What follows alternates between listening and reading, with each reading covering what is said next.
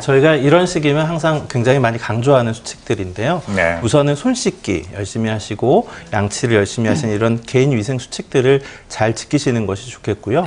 또 호흡기 증상이 있으신 분들, 기침이나 재채기가 자주 나시는 이런 분들은 마스크를 좀 착용하시는 게 좋겠고 네. 또 기침이나 재채기를 할 때는 다른 곳으로 이런 분비물들이 오염을 시키지 않도록 좀 가리고 휴지 같은 것으로 가리고 하시는 것이 좋겠습니다. 네. 또 손으로 눈이나 코, 입을 자주 만지시는 것은 그리 좋은 방법이 아니겠고요.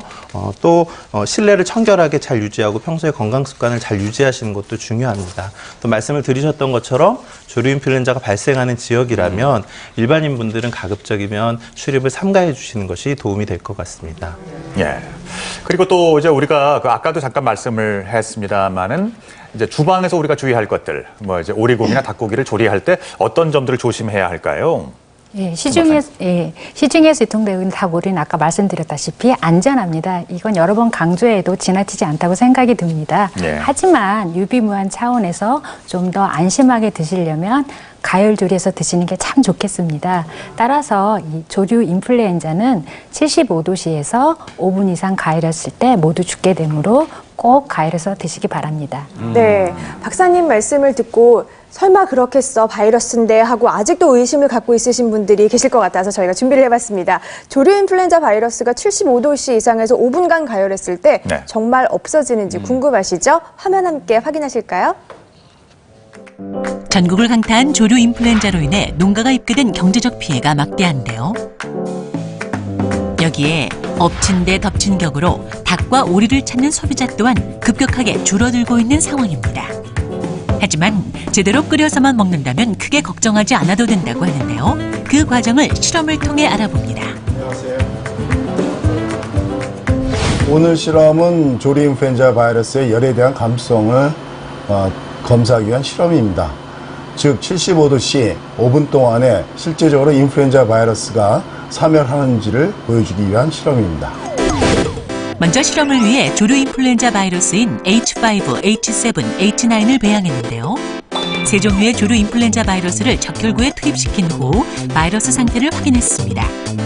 바이러스가 없는 적혈구에서는 아무런 변화를 보이지 않았지만 조류 인플루엔자 바이러스가 있는 적혈구에선 알갱이가 뭉치는 듯한 변화를 보였는데요. 바이러스가 활발하게 살아 움직일 때 보이는 현상입니다. 이번 실험은 저병원성 바이러스를 이용해봤는데요.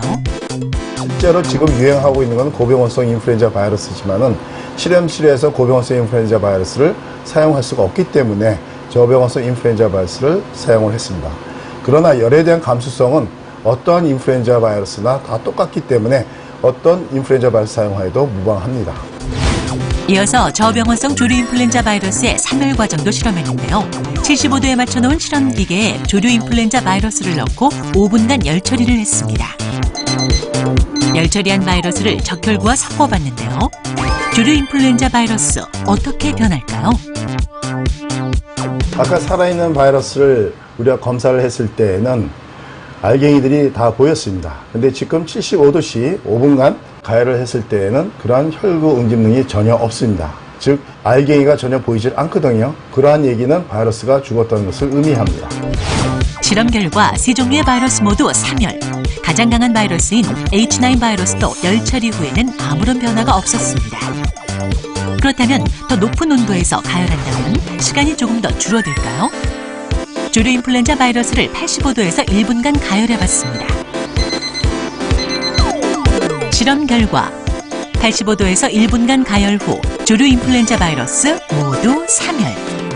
85도씨 1분간 가열한 결과나 75도씨 5분간 가열한 결과는 똑같습니다. 이것은 둘 다 바이러스가 사멸했다는 것을 의미합니다.